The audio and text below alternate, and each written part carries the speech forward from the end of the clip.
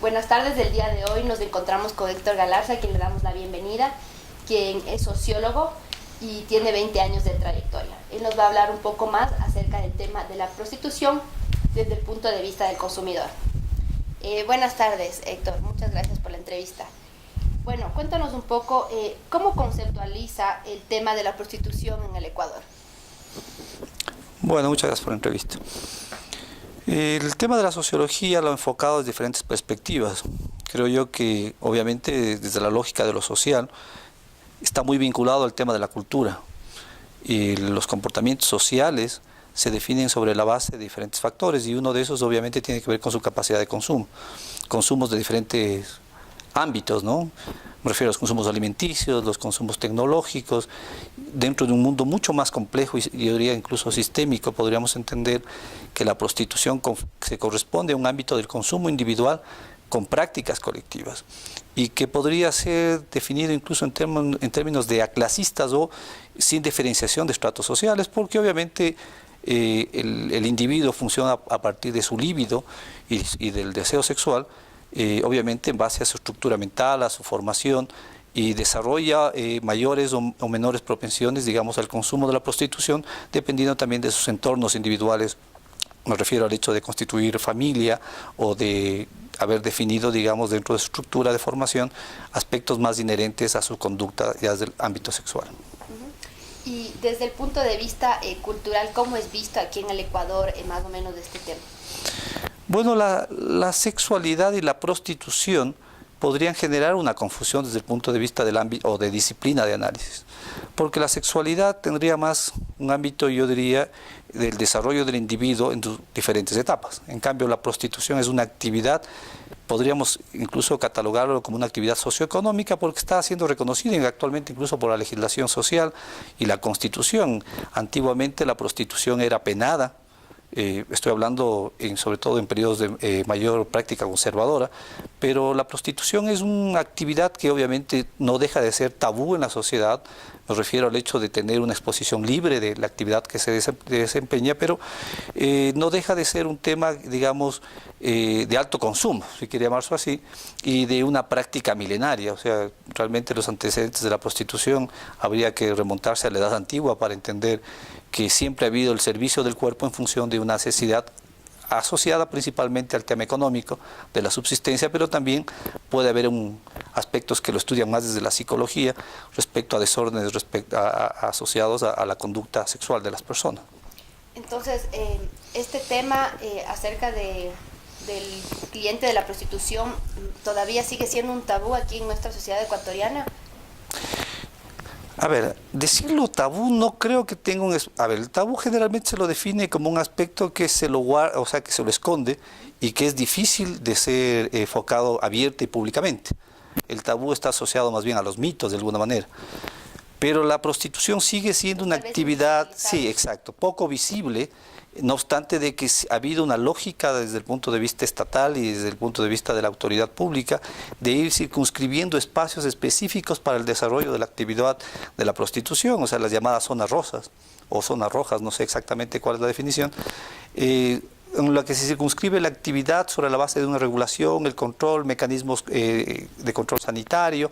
Obviamente esto está dentro de lo que llamaríamos una formalización del trabajo sexual, pero también hay formas precarias digamos, de trabajo sexual que son marginales, un poco funcionan una suerte de paralelismo con la economía informal, y el desarrollo sobre todo de la población económicamente activa, de la población que no tiene una actividad formal de trabajo, y que dentro de la sexualidad y de la prostitución, perdón, debería ser enfocada como los trabajadores marginales que trabajan por libre, digamos, por iniciativa propia.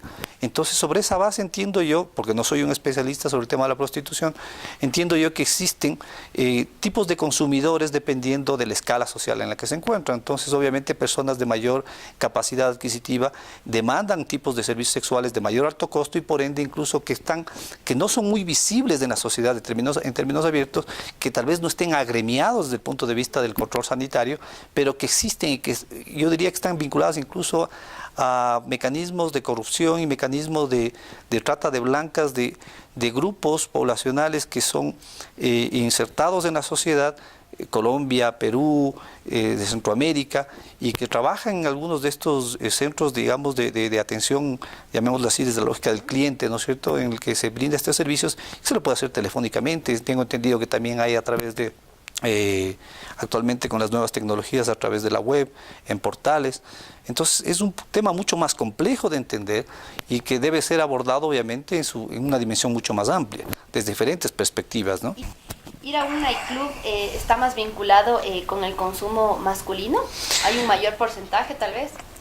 Yo diría que la sociedad ecuatoriana y sobre todo el género masculino en el país está muy ligado a una práctica cultural, sociocultural, que efectivamente podríamos decir que propende a aquello. No obstante que obviamente esto tiende a equipararse en la medida en que el consumo sobre la sexualidad y sobre la información de la sexualidad y el divertimento tiende a ser mucho más abierto actualmente entre los diferentes géneros. Estoy hablando específicamente en el tema del tipo de consumidor.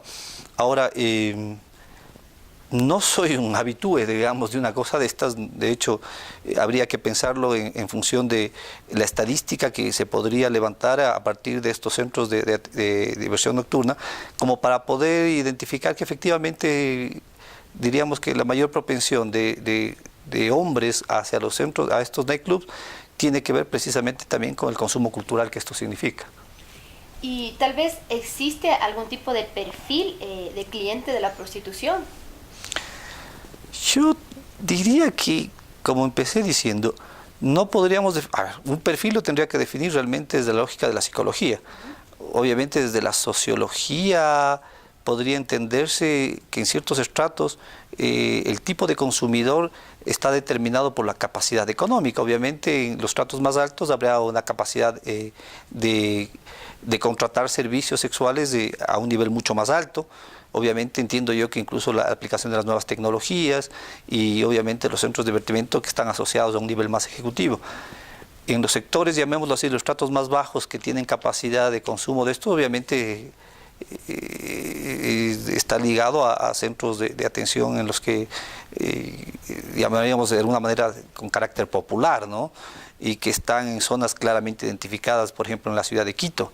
Entonces tengo entendido que hay centros específicos al norte, aún en el centro y el sur de la ciudad, donde se aglutinan, digamos, estos centros de atención o estos nightclubs, en los que obviamente no necesariamente son las personas de más altos recursos, sino personas de clase media o de recursos medios que pueden acceder a estos servicios. Y desde el punto de vista de la sociología, tal vez aquí en el Ecuador ha habido ese interés o investigaciones acerca del consumo de la prostitución. ¿Cómo se ha abordado en sí el tema? Yo creería que para profundizar más el tema, yo sí creo que hay algunos estudios que se han realizado, no se me viene a la mente este momento cuál, pero podría sugerir que en el caso de la Flaxo se han hecho algunos estudios respecto al tema de la prostitución. Podría ser interesante que ustedes puedan conocer ahí con un detalle más específico.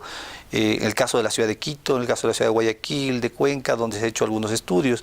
El tema de la prostitución no tiene indicadores, al menos de los que yo conozco, que se hayan levantado desde las esferas públicas. Por ejemplo, el INEC no presenta desde el punto de vista laboral cuántas personas, aunque hay asociaciones, hay organismos, gremios, actualmente hay una legislación que está empezando a pararles y alrededor de esto se están organizando o se han organizado, pero no podría establecer con exactitud cuál sería el nivel de, digamos, de la dimensión que tiene esta historia. Obviamente entendemos que esto tiene una dimensión amplia, ¿no? Y obviamente que requiere generar más precisiones tanto estadísticas cuanto de comportamiento y procedimentales. Y más o menos, ¿en qué clases sociales es más visible este tema, este fenómeno social? Yo creería que eso no corresponde a un nivel de clase. O sea, yo diría que esto está asociado al individuo socialmente activo, sexualmente activo, y que obviamente propende desde su lógica de libertades individuales al consumo, también dependiendo de los factores que le rodean, la constitución de familia, el nivel de instrucción, sus prioridades, sus propias prioridades. Pero no creo que exista una división de clase para interpretar. Probablemente podría sí establecerse una estadística respecto a los consumos por grupos etarios, que sería distinto, no por clases sociales, sino por grupos etarios, que es distinto en relación a la juventud, la población joven adulta que está económicamente activa porque requiere capacidad económica y según el tipo de demanda también en este caso de servicios a los que quieren llegar. Y bueno, para concluir la entrevista, ¿qué zonas son las más proclives a que consuman este servicio? A ver, probablemente en la ciudad de Quito se concentren o están ligadas a las zonas de diversión nocturna. Hay las zonas mal llamadas de tolerancia, que hacen referencia al tema del trabajo sexual, y que están ubicadas en algunos sectores de Quito, que el mismo distrito metropolitano, en una lógica de uniformación, o sea, darle uniformidad a la ciudad con ciertas, o sea, destacando lo que es la zona industrial, la zona comercial, la zona residencial, la zona de consumo, en este caso de este tipo de actividades, determinó que sea en la zona norte, a la altura de la Panamericana Norte, del Alfaro. Tengo entendido que en el centro histórico también, a la altura del Panecillo, en sus alrededores, hubo una especie de reubicación de toda la zona del 24 de mayo, y al sur, bueno, realmente no lo conozco, entendería que está muy ligado a las zonas donde hay mayor aglutinamiento de gente y centros de diversión. O sea, lo que pasa es que la actividad de la prostitución siempre ha estado ligada fundamentalmente de alguna manera al consumo o su demanda en zonas de diversión, zonas donde hay mayor proliferación de gente, etcétera, y hay muchas actividades encubiertas. Entonces uno no podría destacar, o sea, al menos no desde el conocimiento que yo tengo, que existan zonas específicas. Agradecemos por la entrevista acerca del tema de los clientes de la prostitución y habernos aclarado un poco más sobre algunas interrogantes que teníamos sobre el tema.